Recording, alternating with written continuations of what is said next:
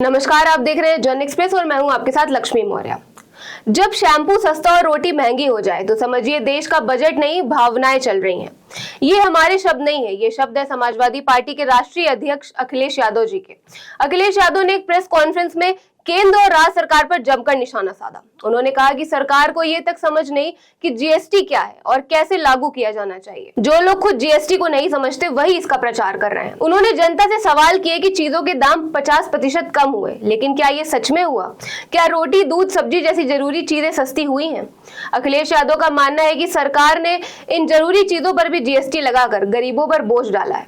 अखिलेश यादव ने यह भी कहा कि सरकार को इस बात को समझने में पूरे 9 से 10 साल लग गए कि गरीब आदमी महंगाई से परेशान है। अखिलेश यादव मुख्यमंत्री योगी आदित्यनाथ पर व्यंग कसते हुए कहते हैं कि वे शैम्पू और क्रीम देख रहे हैं, शायद इसीलिए कि शैम्पू सस्ता हो गया है। लेकिन एक संत को शैम्पू या बॉडी लोशन की क्या जरूरत है? संत लोग तो ऐसे सजावटी सामान का इस्तेमाल नहीं करते। उन्होंने यह भी कहा कि सरकार सिर्फ प्रचार और भावनाओं के सहारे देश चला रही है, असलियत से तो कोई लेना देना ही नहीं है। उन्होंने सवाल उठाया कि जो मुनाफिखोर लोग हैं वही महंगाई के जिम्मेदार हैं और उन्हीं का सरकार में दखल है। अखिलेश यादव ने अपने पुराने साथी और सपा नेता आजम खान के मुद्दे को भी जोर से उठाया। उन्होंने कहा कि आजम खान पर जितने भी मुकदमे लगे हैं वे सब झूठे हैं और राजनीतिक बदले की भावना से लगाए गए। उन्होंने भरोसा दिलाया कि समाजवादी पार्टी की सरकार बनने पर आजम खान और उनके जैसे अन्य निर्दोष लोगों पर लगे गए सारे मुकदमे वापस लिए जाएंगे।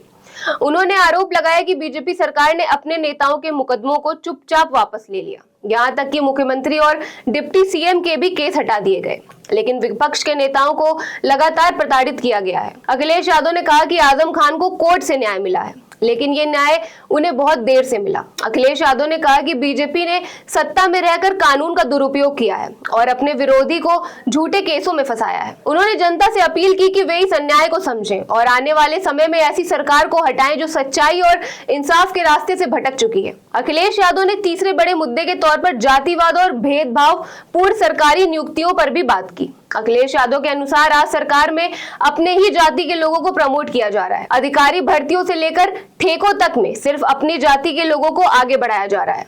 उन्होंने आरोप लगाया कि एसटीएफ और यूपीएसआरटीसी जैसे विभागों में भी भर्तियों में भारी भेदभाव किया गया है।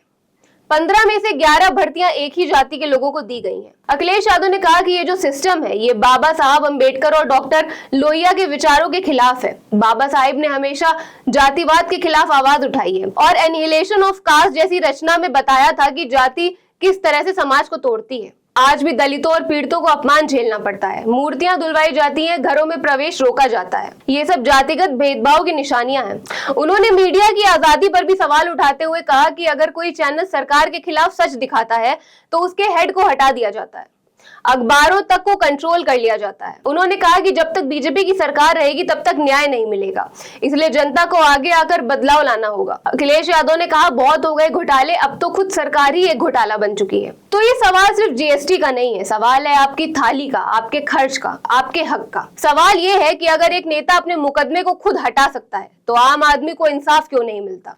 क्या सरकार सिर्फ चुनिंदा लोगों के लिए है? और जब भर्तियां, ठेके, पोस्टिंग तक जाति देखकर बांटी जाएं, तो ये लोकतंत्र कैसा? आजादी के 75 साल बाद भी अगर हमें जाति, धर्म और प्रचार के सहारे ही सरकारें मिले तो क्या हम वाकई आगे बढ़ रहे हैं या सिर्फ पीछे ढकेले जा रहे हैं?